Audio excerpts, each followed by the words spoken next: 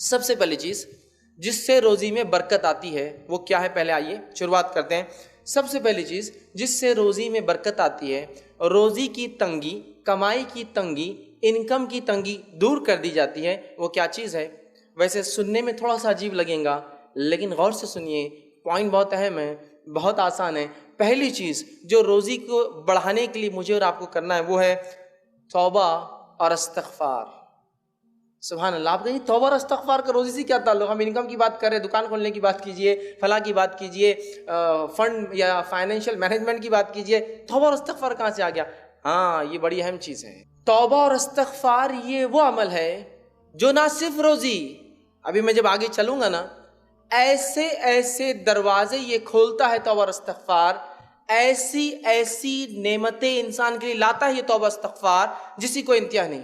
میں نے ایک بہت تفصیلی عنوان اس پر لیا ہے، توبہ اور استغفار کا بیان، بہت تفصیلی ڈسکس کیا ہے۔ توبہ اور استغفار کیا ہے، اس کی حقیقت کیا ہے، اس کے دنیاوی فائدے کیا ہے، اس کے اخروی، یہاں میں تفصیلات میں نہیں جاؤں گا، لیکن پہلا پوائنٹ جو آ جائے، روزی میں برکت کا پہلا ذریعہ سن لیجئے، توبہ اور استغفار۔ اپنے رب کی طرف رجوع کیجئے، پلٹیے، گناہوں اور معصیت سے توبہ کرنا اور اپنے رب کی طرف پلٹنا۔ استغفار وہ عمل ہے جس کے ذریعے انسان اللہ سے دعا کرتا ہے کہ میرے گناہ معاف ہو، اور توبہ وہ عمل ہے جس سے وہ پلٹتا ہے اور پلٹنے کے بعد استغفار کرتا ہے۔ توبہ کہتے ہیں پلٹنے کو، رجوع کرنے کو، اور استغفار وہ کلمات ہے جو ادا کرتا ہے انسان اس توبہ کے لیے کہ اللہ جو گناہ ہو چکے اب میں پلٹتا ہوں ان گناہوں سے، اب نہیں کروں گا، منہ موڑتا ہوں، اور پھر ان گناہوں کی معافی کے لیے استغفار کرتا ہے۔ تو توبہ پلٹنا اور استغفار پلٹنے کے بعد پچھلے گناہوں کی معافی مانگنا، تو یہ تعلق ہے توبہ اور استغفار کا۔ وہ ایک ساتھ ہی استعمال ہوتے ہیں کبھی بھی، لیکن دونوں میں تھوڑا سا فرق ہے۔ توبہ پلٹنا، استغفار پلٹنے کے بعد پچھلے جو گناہ اس کے لیے معافی مانگنا۔ بہت چھوٹا عمل ہے، لیکن نہ اس کو ہم روزی میں برکت کا ذریعہ سمجھتے ہیں کبھی، نہ کبھی سوچتے ہیں، بلکہ سالوں سال گزر جاتے ہیں زندگی کے، معصیت اور گناہ میں ڈوبتے جاتے ہیں، لیکن توبہ نہیں کرتے۔ نبی اکرم صلی اللہ علیہ وسلم کے تعلق سے آتا روایتوں میں کہ آپ صلی اللہ علیہ وسلم دن میں، ہر دن میں امام الانبیاء جو معصوم الخطا ہے، جن کے پچھلے تمام اللہ رب العالمین گناہ معاف کر دیے، آپ 70 سے 100 مرتبہ توبہ اور استغفار کرتے، 70 to 100 times۔ بہرحال توبہ اور استغفار، آئیے سب سے پہلے اس کا معنی کیا دیکھ لیتے ہیں۔ تو سب سے پہلے چیز ہے استغفار کا معنی یہ ہے، امام راغب اصفہانی جو ہے رحمہ اللہ یہ لکھتے ہیں المفردات فی غریب القرآن کے اندر، اور کہتے ہیں کہ شریعت میں توبہ کا مطلب ہے گناہ کو اس کی برائی کی وجہ سے چھوڑنا، گناہ کو اس کی برائی کی وجہ سے چھوڑنا۔ اس لیے نہیں چھوڑنا کہ اب بیٹی بڑی ہوگی تو رشتے نہیں آئیں گے میرے گناہ کی وجہ سے، اس لیے نہیں کہ لوگ کیا بولیں گے، توبہ کو خالص اس کے برائی کی وجہ سے کہ میرے رب نے اس کو حرام قرار دیا اس لیے میں نہیں کروں گا، برائی کی وجہ سے چھوڑنا۔ دوسرا پوائنٹ، دوسری کنڈیشن لکھتے ہیں اور کہتے ہیں اپنی غلطی پر نادم ہونا، کہ مجھ سے مسٹیک ہوئی، غلطی ہوئی، اپنی غلطی پہ نادم ہونا۔ آگے لکھتے ہیں آئندہ نہ کرنے کا عزم کرنا کہ اب یہ مسٹیک، یہ غلطی پھر آگے کنٹینیو نہیں ہوں گی، دوبارہ دہرائی نہیں جائیں گی۔ پھر آگے لکھتے ہیں اور اگر بندوں کا معاملہ ہو، حقوق العباد ہو، تو پھر اس انسان کے پاس جا کر معافی مانگنا، یا استطاعت کے مطابق کوشش کر کے چیز لی تو لوٹانا، یا اس سے معافی مانگنے کی کوشش کرنا۔ یہ ہے، وہ کہتے ہیں توبہ اور استغفار۔ یہ ہے توبہ، یہی پلٹنا اپنے گناہوں سے، یہ توبہ کہتے ہیں اس کو۔ چار چیزیں بتائی، گناہوں کو اس کی معصیت کی وجہ سے چھوڑنا، دوسرا جو ہے اپنی غلطی پہ نادم ہونا، تیسرا اس عمل کو پھر نہیں دہرانا، اور چوتھا بندوں کا معاملہ ہو تو چیز لی ہو تو لوٹا دینا، یا جتنا ہو سکے اس سے معافی مانگنا، طاقت استطاعت کے اعتبار سے معافی مانگنا۔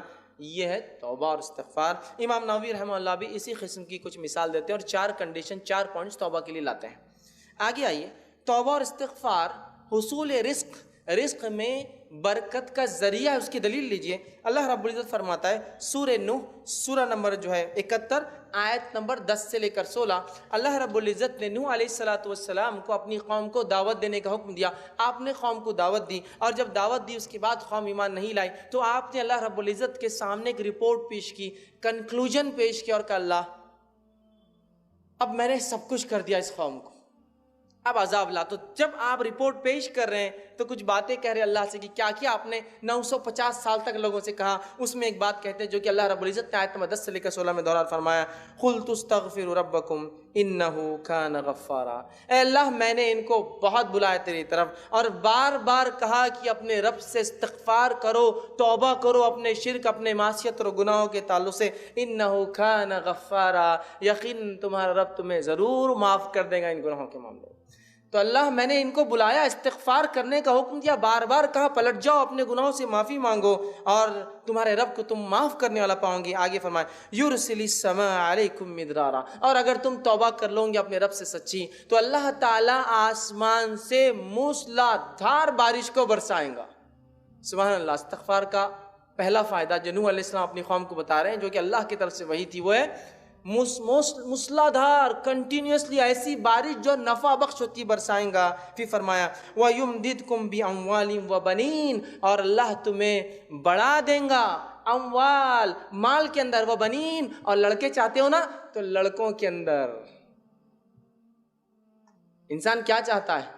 مجھے لڑکے چاہیے، تو کہا تمہیں بڑھا دیں گا تمہارے لڑکوں کے اندر۔ پھر آگے فرمایا وَيَجْعَلْ لَكُمْ جَنَّاتٍ وَيَجْعَلْ لَكُمْ أَنْهَارًا، اور تمہارے لیے باغات لگا دیں گا اور اس میں سے نہریں گزار دیں گا۔ باغات ہونا ایک نعمت ہے، لیکن پانی نہ ہو تو باغ اور کھیت بھی بیکار ہے، اس میں سے نہریں گزار دیں گا۔ کتنے فائدے استغفار کے صرف ان 6 آیتوں میں نوح علیہ السلام اپنی قوم کو سمجھا رہے ہیں۔ ایک فائدہ اس میں کیا ہے؟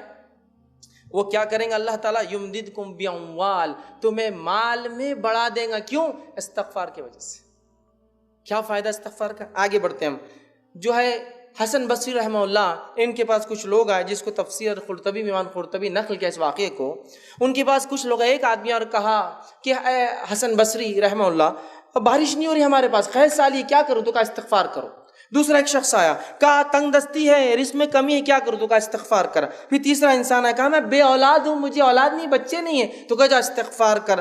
اور اسی طرح ایک شخص آیا، میرا باغ خشک ہو جاتا ہے، سب کچھ ہے پانی وغیرہ لیکن باغ میں لگتا نہیں کچھ، تو کہا جا استغفار کر۔ تو شاگرد نے کہا استاد 4 لوگ 4 الگ الگ مسئلے، جواب ایک ہی، استغفار استغفار استغفار استغفار۔ تو آپ نے پھر یہ آیت پڑھی اور سورہ نوح کی کہا کہ نوح علیہ السلام نے کیا کہا تھا اپنی قوم سے کہ اے میری قوم قلت استغفروا ربکم انہ کان غفارا یرسل السماء علیکم مدرارا، کہ بارش برسائیں گا۔